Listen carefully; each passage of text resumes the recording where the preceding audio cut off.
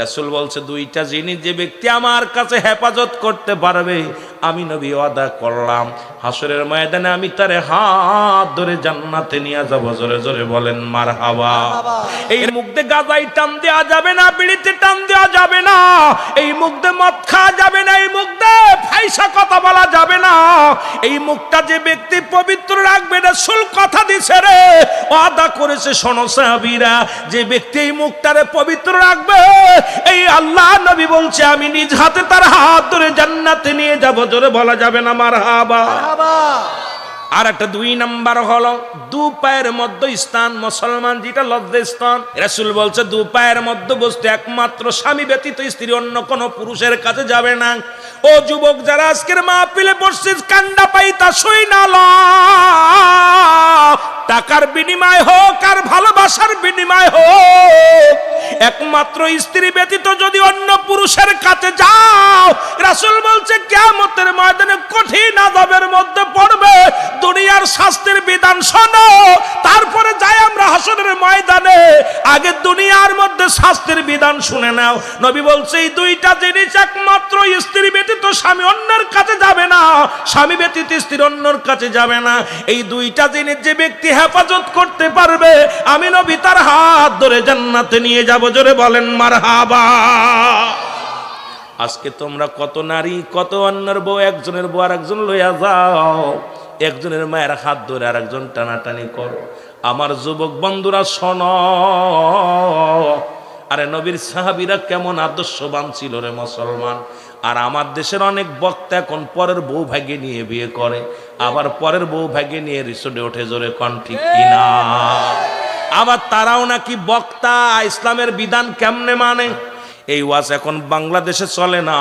যে দেশে মুসলমান প্রতি তালায় ফেরি করে দেয়া হয়, যে দেশের আমাদের লাইসেন্স দেওয়া হয়, যে দেশে আমার যুব সমাজের জন্মের মুসলমান পাঠ্য বইয়ের মধ্য থেকে রাসূলের জীবনী সরিয়ে দেওয়া হয়, যে বইয়ের মধ্যে পাঠ্য বইয়ের মধ্যে রাসূলের জীবনী, সাহাবীদের জীবনী, ওলি আল্লাহদের জীবনী, হারাম হালাল সব কিছু বাদ দিয়া ওরে বান্দর থেকে কেমনে মানুষ হয় এগুলো নিয়ে যারা গবেষণা করে, এই জাতিরে এই ওয়াজ করে কি শোনাইব? জোরে জোরে বলেন ঠিক কিনা?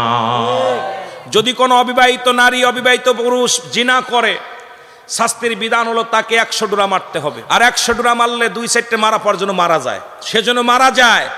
আজকে আমার দেশে অসংখ্য যুবকেরা জিনা করে, বাবায় তার বিরুদ্ধে মামলা করে, বাঁচানোর জন্য কোর্ট আদালত, আরে বাবারে বাবা, তার জন্য উকিল ধরে, এই কপাল পোড়া, ওই সন্তানের জন্য তুই জাহান্নামে যাবি। আমি কত বড় বদ জিনাকারীর বাপ।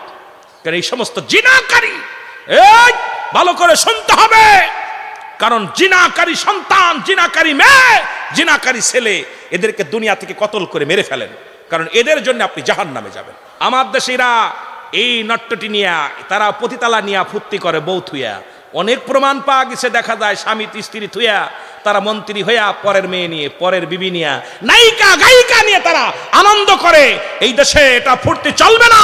এটা আউলিয়া ইকরামের দেশ, এদেশে মুসলিমের দেশ, এদেশে আল্লাহর ওলিদের দেশ, এই দেশে কোনো ভণ্ডদের স্থান হবে না। জোরে বলেন ঠিক কিনা? আর জোরে বলেন ঠিক কিনা? যদি কোনো বিবাহিত নারী, বিবাহিত পুরুষ জিনা করে, তাদের শাস্তির বিধান হলো এই নাভি পর্যন্ত মাটির নিচেই পুঁততে হবে। ভালো করে শোনেন, খণ্ডন করার মতো ক্ষমতা কোনো আলেমের নাই, কোনো মুফতির নাই, মাফ করার অধিকার কোনো মৌলবীর নাই। কোনো মৌলবী মুন্সি মাফ করতে পারবে না, কোনো মুফতি মাফ করতে পারবে না। কারণ ইসলামের বিধান যেটা, কোরআনের বিধান যেটা, নাভি পর্যন্ত মাটির নিচেই পুঁততে হবে, কঙ্কার ছুঁড়ে মারতে হবে, পাথর ছুঁড়ে মারতে হবে।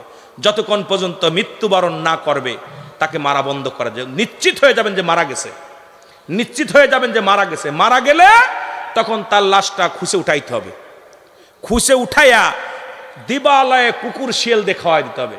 কোনো বিবাহিত নারী, বিবাহিত পুরুষের জানাজা হবে না, বিবাহিত নারী, বিবাহিত পুরুষের কোনো কাফন দেওয়া যাবে না, বিবাহিত নারী, বিবাহিত পুরুষের কোনো জানাজা হবে না, তাদের কোনো কবর দেওয়া যাবে না।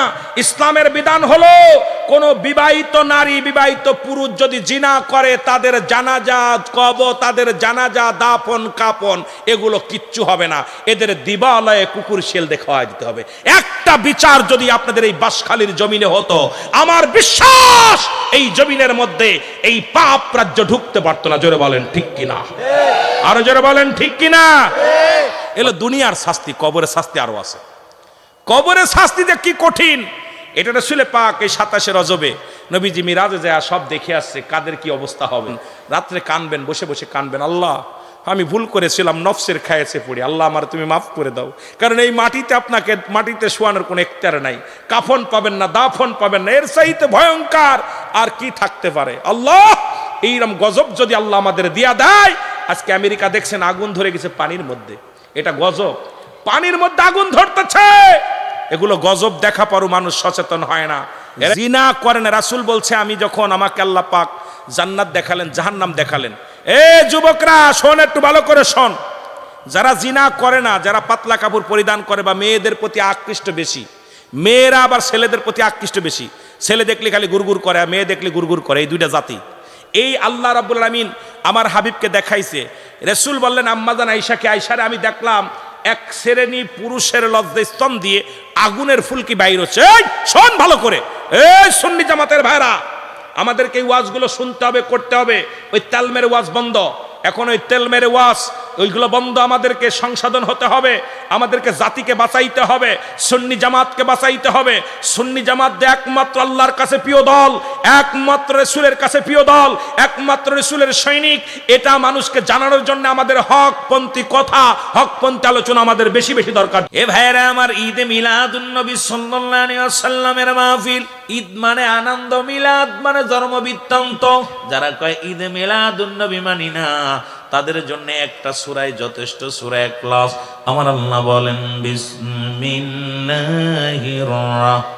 রাহমানির রাহিম, কুল হুয়াল্লাহু আহাদ, আল্লাহুস সামাদ, লাম ইয়ালিদ ওয়া লাম ইউলাদ ওয়া লাম ইয়াকুল লাহু কুফুয়ান আহাদ।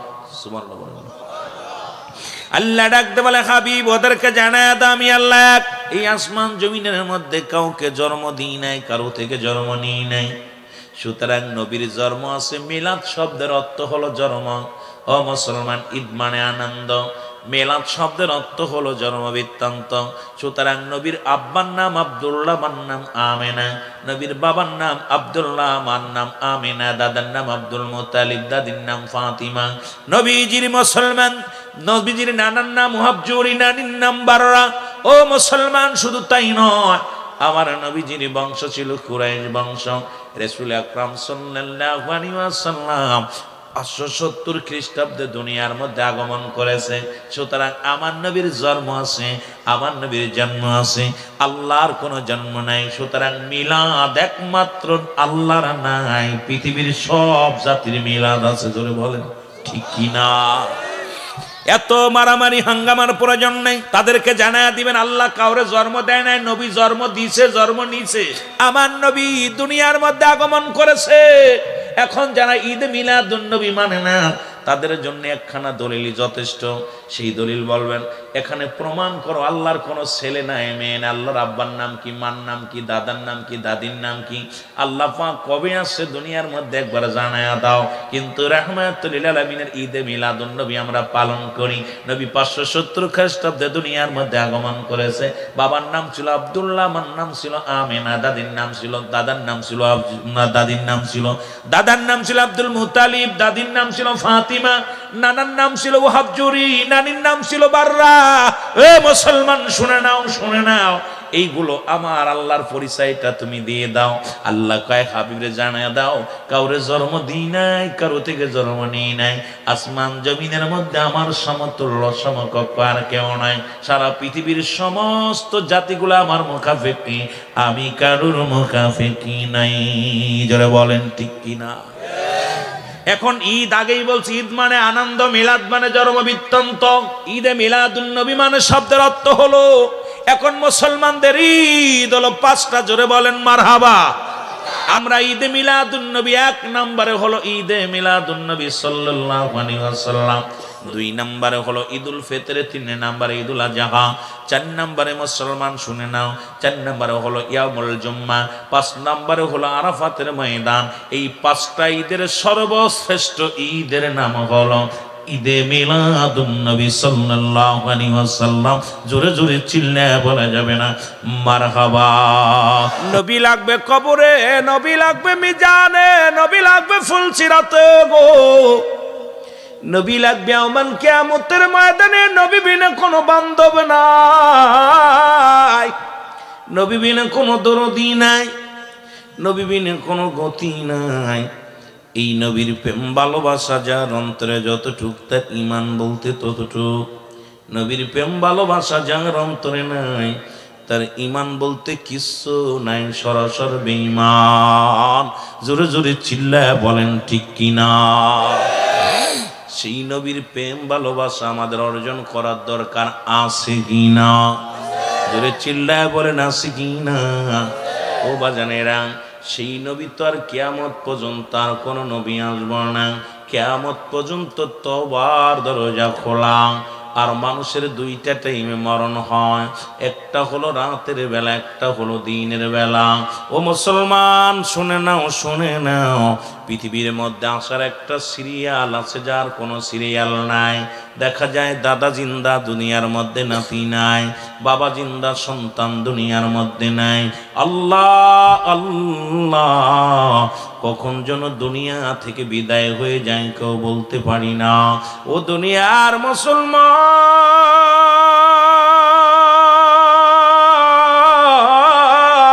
আমি বলতেছিলাম মানুষের মৃত্যু হয় 2টা টাইমে গো,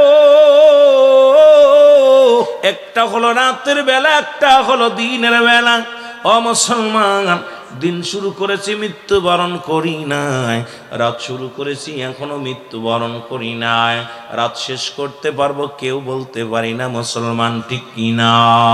এরে মুসলমান, কেউ বলতে পারি না যে রাত শুরু করেছি রাত শেষ করতে পারবো, কেউ বলতে পারি না। এই জন্য আমি আপনাদেরকে বলে যাই 2টা টাইমে মরণ হয়। এই জান্নাতের বাগানে বসতে পেরে আমরা বড় ধন্য। বান্দা যখন রিয়াজুল জান্নাহ বেহেশতের বাগানে রওনা দিছে গো, প্রতিটা কদমে কদমে আমার আল্লাহ রাব্বুল আলামিন ওই বান্দার জিন্দেগির সগীরা গুনাহগুলো মাফ করে দিয়েছে। জোরে বলেন সুবহানাল্লাহ। আর একটু জোরে জোরে চিল্লায় বলা যাবে না সুবহানাল্লাহ? কি গুনাহ মাফ হয়ে গেছে, সগীরা গুনাহ মাফ হয়ে গেছে। ও মুসলমান, আমরা সগীরা গুনাহ করি নাই, পদে পদে করছি কবিরা গুনাহ। নামাজ ছেড়ে দিয়া কবিরা গুনাহ, মিথ্যা বলা কবিরা গুনাহ, বেগানা নারীর সঙ্গে দেখা দিয়া কবিরা গুনাহ, বেগানা পুরুষের সঙ্গে দেখা দিয়া কবিরা গুনাহ। এক কথায় যাদেরকে দেখা দিয়া জায়েজ, তাদের সঙ্গে বিয়ে করা হারাম। ও মুসলমান শোনো, দিলের কান্ডা লাগা শোনো গো, যাদের সঙ্গে দেখা দিয়া হারাম, তাদের সঙ্গে বিয়ে করা জায়েজ। ও মুসলমান, এই কত গুনাহ করলা আসমান থেকে জমিন পর্যন্ত গো, হাজার হাজার গুনাহ করলা। আল্লামা কুতুবী রাহমাতুল্লাহ বয়ান করে, দুনিয়ার মানুষ শোনো, এত গুনাহ করার পর বান্দা যখন জান্নাতের বাগানখানা আঁকড়ে ধরে, খাস তওবা করে আল্লাহ বলে ডাক দেয়। কারণ কিয়ামত পর্যন্ত নবীরা আর আইতো না, কিয়ামত পর্যন্ত তওবার দরজা খোলা। এই জন্য মুসলমান শুনে নাও, শুনে নাও, বান্দা যখন কবরের ভয়, জাহান্নামের ভয়, খাস তওবা করে আল্লাহ বলে ডাক দেয় গো, আমার আল্লাহ রাব্বুল আলামিন বান্দার জীবনের সমস্ত গুনাহগুলো মাফ করে দেয়। জোরে জোরে চিল্লায় বলা যাবে না সুবহানাল্লাহ? আর একটু জোরে জোরে চিল্লায় বলেন আল্লাহু আকবার। তাহলে জান্নাতের বাগানে আসা লাভ না লস? গুনাহ মাফের একটা উত্তম জায়গা পাইলাম গো। এখন আমি বলতেছিলাম 2টা টাইমে মানুষের মরণ হয় গো, একটা হলো রাতের বেলা, একটা হলো দিনের বেলা। দিন শুরু করেছে আমার আল্লাহ নামাজ দিয়া গো, দিনের শুরু হলো মুসলমান ফজর, 2 রাকাত সুন্নাত নামাজ তুমি আদায় করলা, সঙ্গে সঙ্গে তুমি হয়ে গেলে আমার নবীজির প্রেমিক সুবহানাল্লাহ বলেন, আরো জোরে বলেন না সুবহানাল্লাহ। এবার 2 রাকাত ফরজ নামাজ তুমি আদায় করলা, সঙ্গে সঙ্গে তুমি হয়ে গেলে আমার আল্লাহর গোলাম। যদি তোমার দিনের মধ্যে মরণ হয়, তোমার মরণটা হবে আমার নবীর প্রেমিক আল্লাহর গোলাম। আজকে মুসলমান কেন আজকে নবীর তরিকার মধ্যে নাই? আল্লাহর গোলামি করতে কেন কষ্ট হয়? 2টা কায়দা, একটা হলো ঈমান, একটা হলো আমল। আমি পিরাইটা আলোচনার মধ্যে বলি, ব্যক্তির জীবনে অমূল্য সম্পদের নাম হলো রুহু গো। রুহুবিহীন যেমন এই বডির কোনো মূল্য নাই, ঈমানবিহীন কোনো আমলের দাম নাই। একটা হলো ঈমান, একটা হলো রুহু। ও মুসলমান শুনে নাও, এই রুহুটা যার দেহের মধ্যে নাই, বডির কোনো মূল্য নাই। কত মানুষ এই জমিনের মধ্যে ছিল, তারাও তো আপনাদের মতো সংসার জীবন করেছিল, কিন্তু বাতাসটা বাইর হওয়ার কারণে এই বডির কোনো মূল্য নাই। মন মন মাটি বুকের পরে নিয়ে শুয়ে আছে রে মুসলমান। এই জন্য মুসলমান, ব্যক্তির জীবনের অমূল্য সম্পদের নাম হলো রূহ, মানব জীবনের অমূল্য সম্পদের নাম হলো ঈমান। জোরে জোরে চিল্লায়া বলা যাবে না আল্লাহু আকবার। পৃথিবীর মধ্যে দাড়ি, টুপি, জুব্বা, পাগড়ি সব ঠিক আছে, ঈমান নাই। ও যুবক, মানব জীবনের অমূল্য সম্পদের নাম হলো ঈমান। ঈমানবিহীন কোনো আমলের দাম নাই। ঈমান যদি না থাকে, নামাজ পড়তে হলো অজু হলো শর্ত। বিনা অজুতে নামাজ পড়া হারাম। এখন অজু করেছো, নামাজ পড়ো। তদ্রূপ ঈমান আনছো, আমল করো। আমল করার আগে হলো ঈমান আনতে হবে। একটা হলো আমল, একটা হলো ঈমান। একটা হলো আমল, একটা হলো ঈমান। নামাজ পড়েছি এটার নাম আমল, রোজা রাখছি এটার নাম আমল, যাকাত দিছি এটার নাম আমল, কোরবানি করেছি এটার নাম আমল। ঈমান হলো নবী মুহাম্মাদুর রাসূলুল্লাহ সাল্লাল্লাহু আলাইহি ওয়াসাল্লাম। আর ঈমান যদি না থাকে, যার ভিতরে নবী নাই, কিসের নামাজ, কিসের দাড়ি, কিসের টুপি, কিসের পাঞ্জাবি, কিসের মৌলবি, কিসের মুন্সি? যার ভিতরে রাসূল নাই, এই জন্য রাসূল যার ভিতরে নাই, তার ঈমানই তো নাই। হাজার হাজার চট্টগ্রামে হাজার হাজার আলেম আছে যাদের ভিতরে আমল আছে, ঈমান নাই। আবার সুন্নিদের ভিতরে একটা দোষ আছে, এদের ঈমান আছে, আমলে বড় ঘাটতি। আমি বলবো নেওয়া যাবে না, নামাজ সারা যাবে না, মিথ্যা বলা যাবে না, চগলখুরি করা যাবে না, শরিয়াতের কোনো কাজ শরিয়াতের কোনো মুসলমান শরিয়াত করে খেলাফ করা যাবে না। কারণ আপনার ভিতরে ঈমান আছে, কেন আমলের ঘাটতি। যদি আপনারা আমল করতে পারেন, দুনিয়া আখিরাত 2টা জায়গায় আপনারা সবচেয়ে উচ্চ মাকাম পাবেন। জোরে বলেন ঠিক কিনা?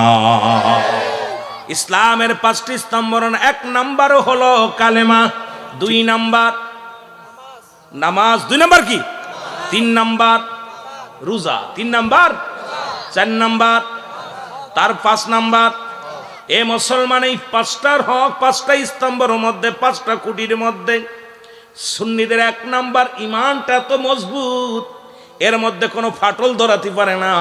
তবে মুসলমান, ওই যে আমাদের ভিতরে আর একজন আছে মুসলমান, উনি দীর্ঘদিন ইমানদার কি ছিল, আমলদারি ছিল। আমলদারি ছিল, সুন্নিয়াত ছিল না, ঈমান ছিল না। এখন ঈমান ছেড়ে দিয়ে আমলকারীর দলে চলে গেছে, নামও বলবো না। জোরে বলেন ঠিক কি না? কালেমা পড়লেন, লা ইলাহা, নাই কোনো ইলা ইল্লাল্লাহু, এক আল্লাহ ছাড়া, মুহাম্মাদুর রাসূলুল্লাহ সাল্লাল্লাহু আলাইহি ওয়াসাল্লাম। আপনি আমি সাক্ষী দিলাম, আমার আল্লাহ ছাড়া কোনো মাবুদ নাই। এটা আমার নবীর কালেমা না। এটা আদম নবী থেকে শুরু করে আখিরি নবী পর্যন্ত। আদম নবী বলেছে লা ইলাহা ইল্লাল্লাহ, আদম শফিউল্লাহ। ইব্রাহিম নবী বলেছে লা ইলাহা ইল্লাল্লাহ, ইব্রাহিম খলিলুল্লাহ। ঈসা নবী বলেছে লা ইলাহা ইল্লাল্লাহ, ঈসা রূহুল্লাহ। মুসা নবী বলছে লা ইলাহা ইল্লাল্লাহ, মুসা কালিমুল্লাহ। আর আমার আপনার নবী বলেছে লা ইলাহা ইল্লাল্লাহ, মুহাম্মাদুর রাসূলুল্লাহ। সবাই বলেছে লা, আল্লাহ ছাড়া কোনো মাবুদ নাই, তাকে পাওয়ার একমাত্র আমি হলাম আমি আদম, তাকে পাওয়ার একমাত্র মাধ্যম আমি হলাম ঈসা, তাকে পাওয়ার একমাত্র মাধ্যম হলো আমি মূসা, তাকে পাওয়ার একমাত্র মাধ্যম হলো আমি দাউদ, তাকে পাওয়ার একমাত্র মাধ্যম আমি ইব্রাহিম। আর আমার নবী কয় সব দলের খেলা যেখানে শেষ, সব উম্মাত সব নবীদের খেলা যেখানে শেষ, আমার নবীর খেলা যেখানে শুরু হয়ে গেছে।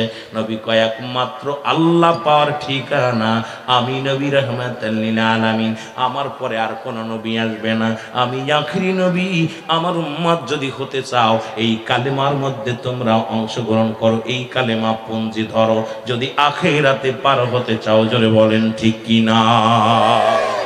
আল্লাহ বলেন কুল্লু মান আলাইহা ফান, আল্লাহ কয় বান্দারে শোনো, এই পৃথিবীতে যা কিছু আছে সব কিছু আমি আল্লাহ শূন্য বিচ্ছিন্ন করে দিব। এই জমিনের মধ্যে আছে সাগর, আপনাদের বাড়ির পাশে সাগর, এই সাগরের পানিগুলো পুড়ে ছাই হয়ে যাবে। কারণ পৃথিবীর মধ্যে সাগরের মধ্যে যত পানি আছে, নদীর মধ্যে যত পানি আছে, পানিগুলো পুড়ে ছাই বানায়া দিবে আমার আল্লাহ। এই জমিনের মাটিগুলো পুড়ায় তামা বানায়া দিবে আমার আল্লাহ। আল্লাহ কয় বান্দা যেদিন কিচ্ছু বলতে কিচ্ছু থাকবে না গো, সেদিন থাকবো শুধু আমি আল্লাহ। জোরে বলেন কে থাকবে? কে? আরো জোরে বলেন থাকবে কে? আল্লাহ বলে বান্দারে সেদিন থাকবো আমি আল্লাহ, আর আমি থাকবো আমার নবীর ভালোবাসা নিয়ে। তাই তো সুন্নিরা নবী নবী বলে পাগল, ওরা বোঝে না। কারণ আল্লাহ থাকবে নবীর ভালোবাসা নিয়ে, আল্লাহ থাকবে নবীর মহব্বত নিয়ে। এই জন্য আশিকে রাসূলেরা যারা আছে এই দুনিয়ার মধ্যে, আহলে সুন্নাতুল জামাতের আশিকরা সদা সর্বদাই নবীর প্রেম সারা কিছু বোঝে না। জোরে বলেন ঠিক কি না? সেই রাসূলের মহব্বত যখন আপনি রাত্রেবেলা আপনি নামাজটা পড়লেন, সন্ধ্যার সময় আপনি সালাত আদায় করলেন, আমার বাবারা আপনি হয়ে গেলেন আল্লাহর গোলাম, রাসূলের প্রেমিক। এখন যদি আপনার মৃত্যু হয়ে যায়, আপনার মৃত্যুটা হবে আল্লাহর গোলাম রাসূলের প্রেমিক। এই মরণে কোনো ভয় নাই, কবরে কোনো ভয় নাই। একবার যদি আল্লাহর গোলাম হতে পারেন, রাসূলের প্রেমিক হয়ে যেতে পারেন, দুনিয়া আখিরাত এই লোকটার কোনো ভাবনা থাকতে পারে না। জোরে বলেন ঠিক কি না? এর মুসলমান শুনে নাও, মুসলমান শোনো, এই রহমতের নবী, কামলিওয়ালা নবী, নবীর সাহাবীরা নবীর কেমন ভালোবাসতো গো যুবকেরা শোনো। এর রাসূলুল্লাহর পিছে নামাজ পড়িয়া যখন রওনা দিছে গো, এর আস্তে আস্তে যখন রাস্তা দিয়ে যায়, হঠাৎ এই রাস্তার ভিতর থেকে বাড়ির পাশে থেকে একটা পর্দা লাগানো বাড়ির পাশে, এই পর্দার চাদরটা সরাসরি সরে যায়। বাড়ির ভিতর থেকে একটা মহিলার গোসল করা অবস্থায় দেখে ফেলে সালাবা রাদিয়াল্লাহু তাআলা। যখন গোসল করা অবস্থায় দেখে ফেলছে, সালাবা চোখের পানি ছেড়ে কান্না শুরু করে দিছি, ইয়া রাসূলুল্লাহ ইয়া হাবিবাল্লাহ, আমি সালাবা জালিমদের অন্তর্ভুক্ত হয়ে গেলাম, আমি নফসের সঙ্গে জুলুম করে ফেললাম। এরে মুসলমান শুনে নাও, আল্লাহ আমি যে বেগানা নারী চেহারা দেখে ফেললাম গো আমার আল্লাহ। এখন যদি আমার নবীজি জানতে পারে আমি নবীর দরবারে কেমনে মুখ দেখাবো, এখন যদি আমার আল্লাহ রাব্বুল আলামিনের কাছে যদি জিবরিল আমিন, মুসলমান শোনো, আল্লাহ যদি জানায়া দেয় জিবরিল যা নবীরে জানায়া দিবে আমি বেগানা নারী দেখে ফেলেছি, আমি কি জবাব দিব রাসূলুল্লাহর কাছে? কি জবাব দিব রে মুসলমান? এ মুসলমান যারা আহলে সুন্নাতুল জামাতের যুবকেরা আছো, দিলের কান্ডা লাগা শোনো, ইসলামের বিধান নবীর সাহাবীরা কেমনে মেনেছিল আর আমরা কেমনে মানি গো। রাহমাতুল লিল আলামিন যদি জানতে পারে আমার কলঙ্ক হয়, ইসলামের কলঙ্ক হবে, ওরা নবী বড় কষ্ট পাবে। সালাবা রাদিয়াল্লাহু তাআলা বসে বসে তওবা করতে লাগলেন আর কাঁদতে লাগলেন, আল্লাহ আমি এই মুখ কোনদিন নবীর দেখাইতে পারবো না। রহমতের নবী যদি জানে আমি বেগানা নারী দেখে ফেলেছি। আরে আমরা যুবক, আজকে পর্দার ওয়াস্ত নাই, আজকে বউ থুয়ে গেলে বিদেশ থেকে, বিদেশে আইয়া বউ পা বড় দায়। জোরে কোন ঠিক কিনা? অবস্থা খুব কাইল রে মুসলমান, দুঃখজনক। ওরে বাজানরা শোনো, একটু দিলের কান্ডা লাগা শোনো। হযরতে সালাবা রাদিয়াল্লাহু তাআলা আনহু এর মুসলমান কাঁদতে কাঁদতে জঙ্গলের দিকে রওনা হয়ে গেছে গো। সারাদিন ভরে কান্দার ডাক দে বলে, রব্বে কারীম, আমার আল্লাহ, আমি পাপী, আমি গুনাহগার রে আল্লাহ, আমার এই কর্মের কথা যদি নবী জেনে যায় আমি কেমনে মুখ দেখাবো রাসূলুল্লাহ রে, আমি আমার মাওলারে আমি কেমনে মুখ দেখাবো আল্লাহ, আমি তো বেগানা নারী দেখে ফেলেছি, জুলুম করে ফেলেছি, তুমি আমারে ক্ষমা করে দিও গো আল্লাহ। কাঁদতে কাঁদতে সালাবা রাদিয়াল্লাহু তাআলা আনহু একদিন নয় দুদিন নয় অজার নয়নে কান্দে পাহাড়ি অঞ্চলের মধ্যে চলে গেলেন হযরতে সালাবা। জোরে জোরে চিল্লায় বলা যাবে না আল্লাহু আকবার। কানতে কানতে চোখের পানি পড়িয়া পড়িয়া মুখের গোস্তগুলো খসে পড়ে যায়, খানা খায় না রে। সারাদিন বরে পাহাড়ে উঠিয়া কান্দে। সন্ধ্যা যখন নেমে আসে সালাবা রাদিয়াল্লাহু তাআলা আনহু পাহাড় থেকে নেমে আসে। আমার আল্লাহ রাব্বুল আলামিন কান্না দেখে সহ্য করতে পারে নাই। রব্বে কারীমের কাছে চোখের পানির বড় দাম। সালাবার কান্না দেখে জিবরিল আমিনকে যে বলে, জিবরিল রে তাড়াতাড়ি যাও আমার হাবিবরে জানায়া দাও তার ওই সালাবা যুবক সাহাবীর দিকে যেন একটু নজর করে। জোরে বলা যাবে না মারহাবা। ও যুবক, তোমাদের ইবাদতের বড় দাম রে যুবক, শুনে না। 18 বছরের যুবক 16 বছরের যুবতী যাবে জান্নাতে, আর এই জান্নাতের সরদার হবে আল হাসান আল হুসাইন। মহিলাদের সরদারিনী হবে খাতুনে জান্নাত মা ফাতিমাতুজ জাহরা। কোটা কুল কায়নাতের জান্নাতের সরদার হবে রাহমাতাল লিল আলামিন। আল্লাহর নবীর কাছে জিবরিল আমিন ডাক দে বলে, মায়ার নবী, দয়াল নবী গো, মায়ার নবী শোনেন গো, আপনার যুবক সাহাবী একটু দয়া করে সালাবার দিকে একটু লক্ষ্য করেন নবী গো। নবীজি নামাজের সালাম ফিরে সাহাবীদেরকে বলে, আমার সাহাবীরা রে, আমি দেখতেছি কিছুদিন হলো আমার সালাবার চেহারা দেখতে পাই না, আমার সালাবার কোনো খোঁজ পাই না। তোমরা বলতে পারোনি আমার সালাবার খবর জানোনি? সাহাবীরা বলে, ইয়া রাসূলুল্লাহ, ইয়া হাবিবাল্লাহ, আমরাও তো অনেক দিন যাবৎ সালাবারে দেখি না, কোথায় গেছে ও জানি না। আমার নবী কয়, খবর নাও, তার বাড়িতে খবর নাও। রাসূলুল্লাহ সাহাবীরা রওনা হয়ে গেলেন, সালাবার বাড়িতে খবর নিতে গেলেন। সালাম দে, আসসালামু আলাইকুম ইয়া আলাল বাইত। ঘরের ভিতর, বাড়ির ভিতর থেকে আওয়াজ আসে, আলাইকুম আসসালাম। বলে, আমরা নবীর সাহাবী আসি, আপনার ছেলে সালাবার খবরের জন্য আসি। সালাবার কোনো খবর জানেননি, কোথায় গেছে?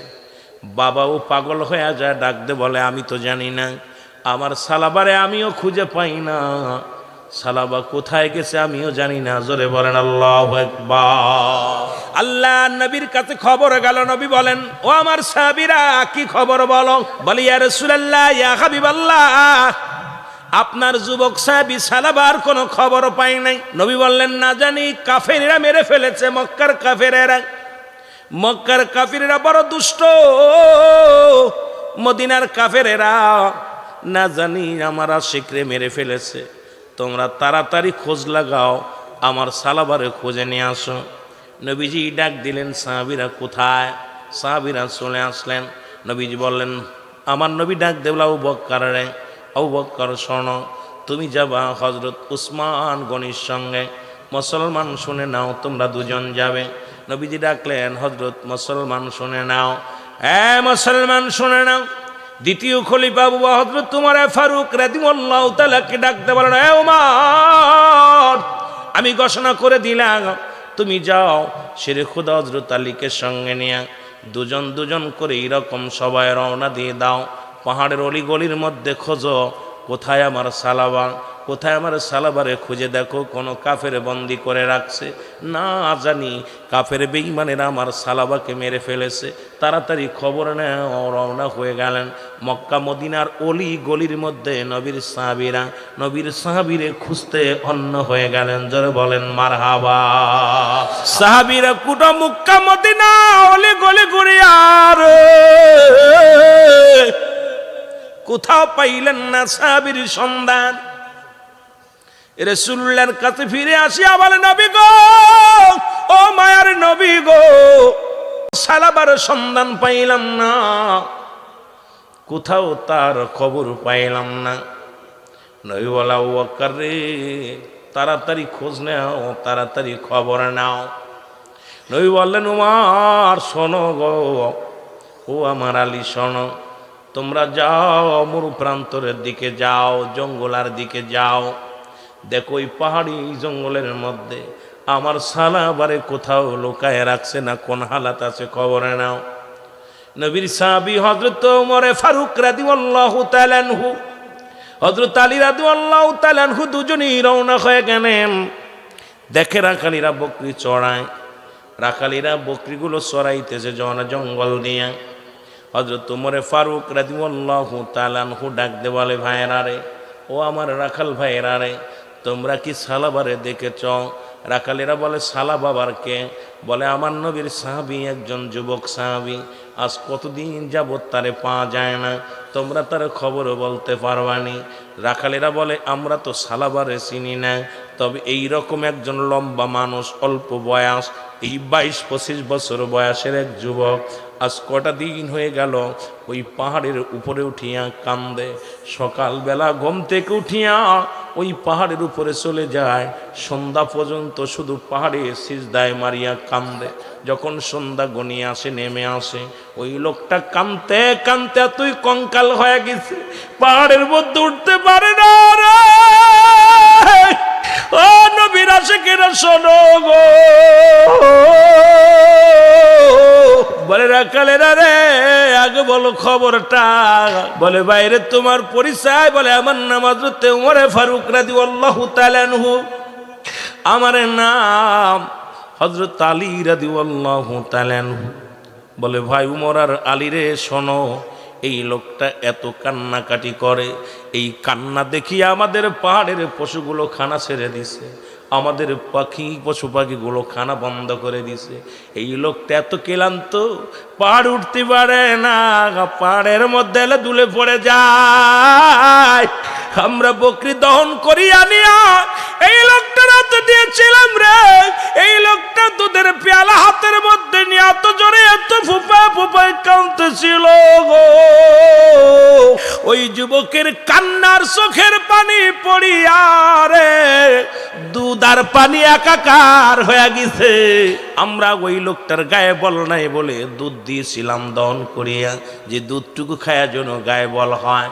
কিন্তু কি করেছে ওই যুবক, এত চোখের পানি ছেড়ে কাঁদতেছিল, চোখের পানিগুলো দুধের পেয়ালার মধ্যে টপ টপ করে পড়িয়া দুধার পানি একাকার হয়ে গেছে। হযরত ওমর ফারুক ডাক দে বলে, রাখালিরা রে, তাড়াতাড়ি বলো এই পাগলটা কোথায়, ওই পাগলের ঠিকানা কোথায় বল। রাখালেরা ডাক দে বলে, নবীর সাহাবীরা রে, ওই যে দেখো, এই যে বড় পাহাড় দেখা যায়, ওই পাহাড়ের ডিলায় বসিয়া বসিয়া এই আশেক পাগল কান্দে রে। ওরে কান্নার আওয়াজে আমাদের বকরিগুলো খানা ছেড়ে দিছে, ওরে কান্নার আওয়াজে আমাদের পশুগুলো খানা ছেড়ে দিছে, তাড়াতাড়ি ওকে লয়ে যাও তোমরা, আরে না হলে আমাদের পশুগুলো না খেয়ে মারা যাবে। তাড়াতাড়ি যাও, তাড়াতাড়ি যাও, তাকে জলদি টানতে নিয়ে আসো। হযরত ওমর ফারুক রাদিয়াল্লাহু তাআলা আনহু ডাক দে বলে, ভাই আলী রে, নিশ্চিত আমাদের সালাবা হবে। তার গঠন এই রকম, শ্যামলা বর্ণের মানুষটা, লম্বাই রকম, চেহারাই রকম। ওরে মুসলমান, রাখালেরা বলার পরে দৌড়াইয়া গেছেন হযরত ওমর ফারুক রাদিয়াল্লাহু তাআলা আনহু। যা দেখে রে নবীর আশিক পাহাড়ের উপর বসিয়া কান্দে, আল্লাহ আমি পাপী, আমি বড় গুনাহগার, আল্লাহ এই দুনিয়াতে তুমি যত শাস্তি দাও কোনো দুঃখ নাই রে রব্বি কারীম, ওই হাসরের ময়দানে তুমি আমার লজ্জা দিও না। রাহমাতুল লিল আলামিনের সামনে আমি কেমনে মুখ দেখাবো? আল্লাহ আমার বিষয় কি ফয়সালা হবে এই ভয়ে আমি কান্দি রে আল্লাহ। আল্লাহ আমার বিষয় কি ফয়সালা দিবে রাহমাতুল লিল আলামিন, এই ভয়ে মুসলমান অজার নয়নে সালাবারা দিয়ে আল্লাহ তাআলা কাঁদতে লাগলেন। জোরে বলো আল্লাহু আকবার। পিছন থেকে সালাবারে ডাকতে যায়, হযরত ওমর ফারুক দেখে বলে, সালাবারে তুমি এই জঙ্গলে পাহাড়ের উপর বয়ে বয়ে কান্দো, তোমার কি হয়েছে? এতদিন তোমাকে আমরা খুঁজে পাই না, নবী বড় তোমার জন্য উতাল হয়ে আছে, জলদি চলো। সালাবা ডাকতে বলে, ও নবীর সাহাবীরা রে, আগে বলো আমার রাসূলুল্লাহ তো আমার বিরুদ্ধে কিছু বলছেন। আরে আমার জন্য রব্বি কারীম কোন কোরআনের আয়াত নাজিল করছেনি? জিবরিল আমিন আয়া নবীরে কিছু জানাইছেন? হযরত ওমর ফারুক ডাকতে বলে, সালাবা কি অপরাধ তুমি করেছো, কি অন্যায় তুমি করেছো? বলে, আমি জুলুম করেছি, আমি বেগানা নারী চেহারা দেখে ফেলেছি। আজকে তোমরা কত নারী, কত অন্যের বউ, একজনের বউ আর একজন লইয়া যাও, একজনের মায়ের হাত ধরে আর একজন টানাটানি করো। আমার যুবক বন্ধুরা শোনো, আরে নবীর সাহাবীরা কেমন আদর্শবান ছিল রে মুসলমান। আর আমার দেশের অনেক বক্তা এখন পরের বউ ভাগ্যে নিয়ে বিয়ে করে, আবার পরের বউ ভাগ্যে নিয়ে রিসোর্টে ওঠে। জোরে কোন ঠিক কিনা? আবার তারাও নাকি বক্তা, ইসলামের বিধান কেমনে মানে, এরা কষ্ট হয় মনের, তারা আবার আন্তর্জাতিক খ্যাতি সম্পূর্ণ বক্তা। জোরে কোন ঠিক কিনা? এরে মুসলমান শুনে নাও, সাহাবীরা শুধু এক পলক দেখার কারণে ভয়ে কাঁদতেছিল যে আল্লাহ আমি বেগানা নারী দেখে ফেলেছি, আর আমরা পরের বউ নিয়ে ঘর সংসার করতেছি। পরের মুসলমান শোনো, কত অন্যায় কত অপরাধ করি রে মুসলমান, রব্বে কারীম যদি ক্ষমা না করে বাঁচার কোনো পথ নাই। জোরে বলেন ঠিক কিনা? ও যুবক ভাইরা, আমার বন্ধুরা, আমার দিলের কান্না লাগা শোনো। হযরত ওমর ফারুক ডাকতে বলে, সালাবারে আমার নবী তো তোমার বিপক্ষে কোনো কথা বলে না, এমনকি তোমার বিপক্ষে কোনো আয়াত নাজিল হয় নাই, তোমার বিষয় নিয়ে কোনো আলোচনা হয় না। ও সালাবা জলদি চলো, নবী তোমার জন্য অপেক্ষা করে। জোরে বলেন না মারহাবা। সালাবা রাদিয়াল্লাহু তাআলা হাঁটতে পারে না, দুই সাহাবীর ঘাড়ে ভর দিয়ে আস্তে আস্তে করে নেমে আসলেন। দুই সাহাবীর ঘাড়ে ভর করিয়া রাসূলুল্লাহর কদমের মধ্যে আসলেন। নবীজি ডাকতে বলে, সালাবারে কি করেছ তুমি, কি হয়েছে তোমার বলো? সালাবা চোখের পানি ছেড়ে ডাকতে বলে, নবী গো, মায়ের নবী, আমি বড় অন্যায় করেছি, আমি বড় ভুল করেছি নবী গো, মায়ের নবী আমি বড় অপরাধ করেছি নবী গো।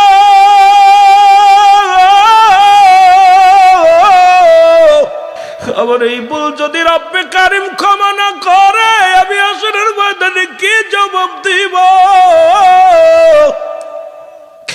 আমার এই গুনার কথা যদি আমার রব্বে কারীম মানুষের জানা দেয় রে, ওই হাসরের ময়দানে আমি কি জবাব দিব? আল্লাহর নবী বলে, সালাবারে তুমি কি এত বড় অপরাধ করেছো, কি এত বড় অন্যায় করেছো, আমি তো কিচ্ছু জানি না। জিবরিল আমিন আসিয়া আমারে কিছু বলে না, রব্বুল আলামিন তো আমারে কিছু জানাই নাই, কি অপরাধটা করেছো? সালাবা বলে, ইয়া রাসূলুল্লাহ, ইয়া হাবিবাল্লাহ, আমি আপনার পিছন থেকে নামাজ শেষ করে যেতেছিলাম, আপনি ওয়াজ করেছিলেন বেগানা নারী চেহারা দেখা হারাম, বেগানা পুরুষের চেহারা দেখা হারাম। নবী গো শুনে নেন, নবী গো মায়ার নবী, ইয়া রাসূলুল্লাহ আমি যাইতেছিলাম, যাবার পথে হঠাৎ এক বাড়ির সামনে দিয়ে যাইতেছিলাম, বাড়ির পর্দা লাগানো ছিল, বাতাসে পর্দাটা সরে যায়, গোসল করা অবস্থা এক নারীকে আমি দেখে ফেলেছি। ইয়া রাসূলুল্লাহ আমি কখনো এই অবস্থা আমি প্রস্তুতি ছিলাম না দেখার জন্য, আমি মোটেও চিন্তা ছিল না মাথার ভিতরে, কিন্তু এমন অবস্থা আমি দেখে ফেলেছি। ইয়া রাসূলুল্লাহ, ইয়া হাবিবাল্লাহ, ওই গুনাহের কাজটা আমি করে ফেলেছি আমার চোখ দিয়ে। কারণ জিনার গুনাহ করেছি আমি, চোখের জিনা, পায়ের জিনা, হাতের জিনারে মুসলমান। রাসূল বলছে দুইটা জিনিস যে ব্যক্তি আমার কাছে হেফাজত করতে পারবে, আমি নবী ওয়াদা করলাম হাসরের ময়দানে আমি তারে হাত ধরে জান্নাতে নিয়ে যাব। জোরে জোরে বলেন মারহাবা। এর রাসূলুল্লাহর সঙ্গে কে কে জান্নাতে যেতে চান একটু হাত দুখানা তুলে দেখান। ওরে নবীর প্রেমে জীবন গড়, হ্যাঁ হ্যাঁ নবীর প্রেমে নসিব কর মদিনা, নবীজিকে না দেখাইয়া কবরে ডাক দিও না। বলো নবীজিকে। নূর নবীজি উম্মতের কান্ডারি, তাকে ভুলতে পারি না। নূর নবীজি গুনাহগারের কান্ডারি, আমরা তাকে ভুলতে পারি না। নবীজিকে না দেখাইয়া কবরে ডাক দিও না। বলো নবীজিকে না দেখ। আসবে যেদিন শেষের দিন, উপায় হবে কি? নূর নবীজির দেখলে পারে শান্তি পাব সেই দিন। নূর নবীজির দেখলে পারে শান্তি পাব সেই দিন। আশেক ভাই নবীর প্রেমে চোখের পানি ফেলো না। বলো আশেক তুমি নবীর প্রেমে চোখের পানি ফেলো না। নবীজিকে না দেখাইয়া প্রার্থনা করেন না, নবীজিকে না দেখাইয়া। এর নবীর প্রেমে জীবন গড় তোমরা, নবীর প্রেমে নসিব কর মদিনা। নবীজিকে না দেখাইয়া কবরে ডাক দিও না। আল্লাহ নবীজিকে না দেখ। চট্টগ্রামের আশেকেরা নবীর প্রেমে দিওয়ানা। চট্টগ্রামের আশেকেরা নবীর প্রেমে দিওয়ানা। থাকতে যদি না দাও দেখা, দিন গেলে কি পাবো না খায়ের। থাকতে যদি নাও পাই দেখা, দিন ফুরালি পাবো না। আমরা নবীর প্রেমে কাঁদি বসে, নবীর প্রেমে কাঁদি বসে। নবী আমায় ভুইল না। নবীজিকে না দেখাইয়া কবরে ডাক দিও না। বলো নবীজিকে না কবরে ডাক দিও না। বলো নবীর প্রেমে জীবন গড়, নবীর প্রেমে জীবন কর মদিনা। নবীজিকে না দেখাইয়া কবর